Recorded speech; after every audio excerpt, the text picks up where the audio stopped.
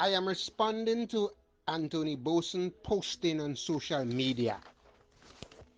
And in that posting, Anthony Boatswain said that government was duped by the cruise line in connection with the returning of Grenadian workers stuck on the cruise line for a few months. I'm wondering why Anthony Boatswain, Honorable Anthony Boatswain, how in heaven's name you could have the audacity to write on social media that government has been duped. It has been a pattern, a consistent pattern where government has been duped over the years, and not just been duped, but been duped by white folks. Anthony Boatswain yourself, you were duped. You left Grenada. You went into New York to meet a man by the name of E.J. Miller, a con man. E.J. Miller met you at the airport. You said it was a barmaid in the back of the limousine. I said it was a prostitute. You were met at the airport in New York by E.J. Miller in a stretch limousine. In the back of that limousine, you were bragging that it was a barmaid. I said, no, it's not a barmaid.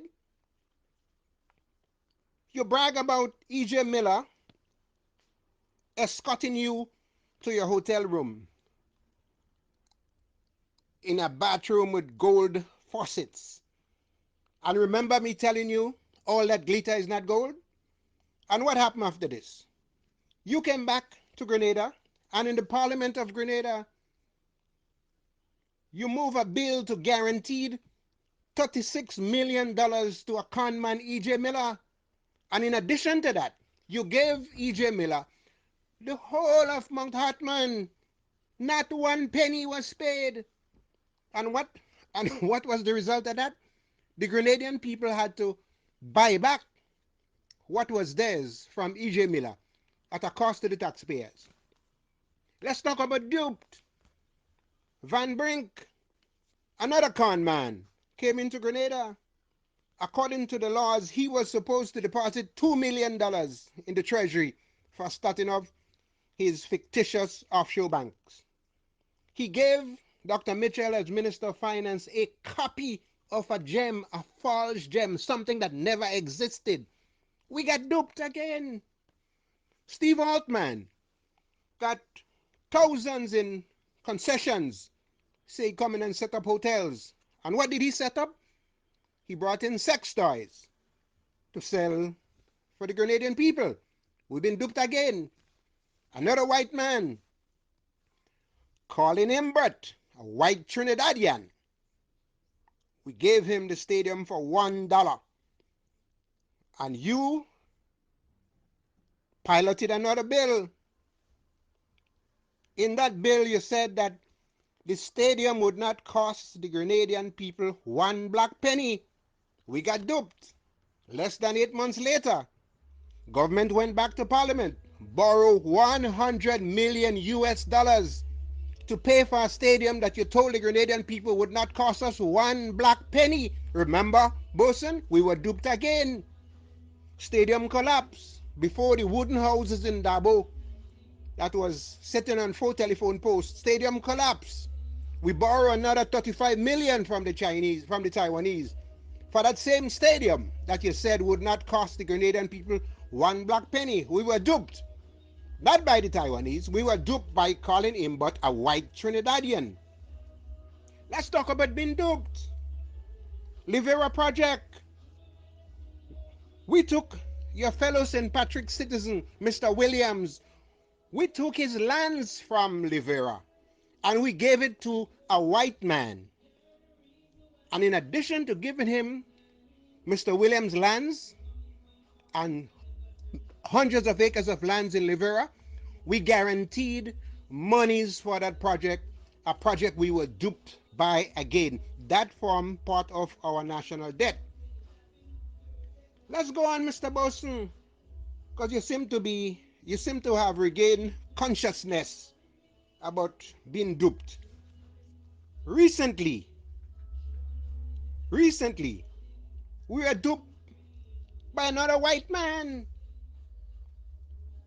The new national party, the NNP government, where you are a member of parliament and a cabinet member, you increase on passports, the cost of a passport to the ordinary Grenadian man. And what did you do?